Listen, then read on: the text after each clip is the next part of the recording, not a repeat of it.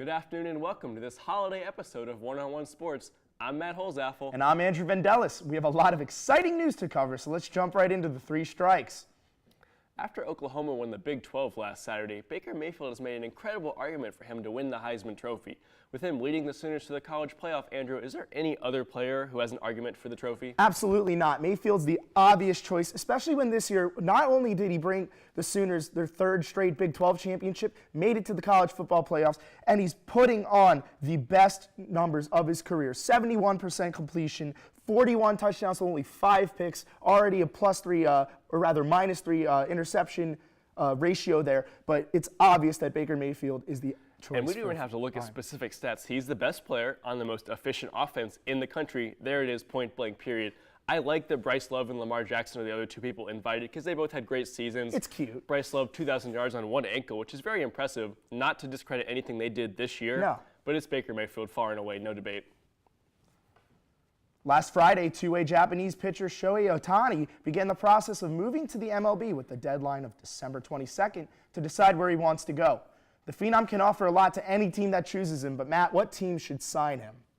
I'm saying Seattle. I think that the two biggest things Ohtani is looking for is, one, a smaller market team, because he doesn't want that pressure of maybe a Yankees or Red Sox environment where everyone's got their eyes on him, seeing what he's going to do. And two, he wants a West Coast team, understandably closer to Japan, his home country. So I said Seattle because I think they fit both those, but also they've made the effort, the visible effort, if I'm Ohtani, to try to sign him. They're trading away prospects to get more money, which they can offer him as a signing bonus.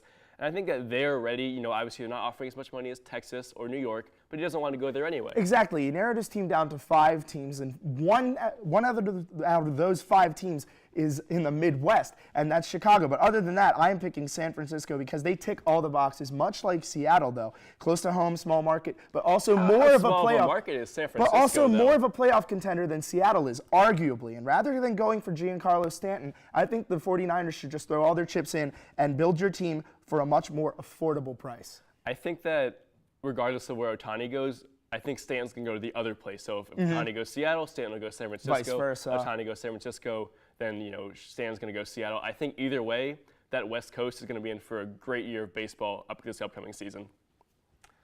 New York Giants head coach Ben McAdoo made a very controversial decision this past week to bench longtime starter Eli Manning at quarterback in favor of Geno Smith. Likewise, Buffalo Bills head coach Sean McDermott started Nathan Peterman over Tyrod Taylor on a Bills team fighting for a wild card spot. Andrew, which was more head-scratching, the decision to bench Eli Manning unceremoniously or Nathan Peterman getting the start over Tyrod Taylor? This isn't even a debate in my eyes. The disrespect towards Eli Manning from Ben McAdoo and that Giants executive is just outrageous. Number one, you have the fact that they broke his Ironman streak throughout his entire career, not missing a game, and to disrespect him for Geno Smith, I get that. But you have Nathan to look at Peterman's why bad, they chose but come Geno on, Smith. man. The Giants don't need to win any more games this year. They're 2-10. They play Cowboys, Eagles, Cardinals, Redskins to round out their season. They need to lose these games to secure a top 3, maybe even top 2 pick. And what is Geno Smith best at? Losing. Tanking? Yes, exactly. And now I understand that now that McAdoo's gone, we're putting Eli back in that starting spot as a respect thing. I get that. I don't dislike that. I think that's fine. But when you look at the Bills, a team fighting for a wild card spot, 5-4 when they benched Tyrod, Nathan Peterman had 5 picks in one half. Taylor came in the second half and outperformed him with over 150 yards. However, this wasn't a team with many expectations, and in the mess that the AFC is right now, it's not hard for the Bills to still be in contention. Many things can go awry. And that's why they should have kept Giants, Tyrod. but for the Giants, you have your franchise Eli, who you can still get a couple more years out of, especially once those healthy players come back. So why not try to get Eli acclimated to an offense in that scenario where all of his players are hurt, rather than just throw it away and tank for the rest of the year? I think the biggest minus for the Giants is now you planted this seed in Eli's head where, do they not want me anymore? Should I look somewhere else for next season? And that's the absolute worst because you lose your franchise I'd say the same thing about Tyrod, Super Bowl MVP. Yes, but I think that the Giants, with McAdoo, they were just showing a lack of trust in Eli, and it wasn't about losing the last few games, which you can do. They were probably going to do anyway. Yeah, but Eli right? shouldn't.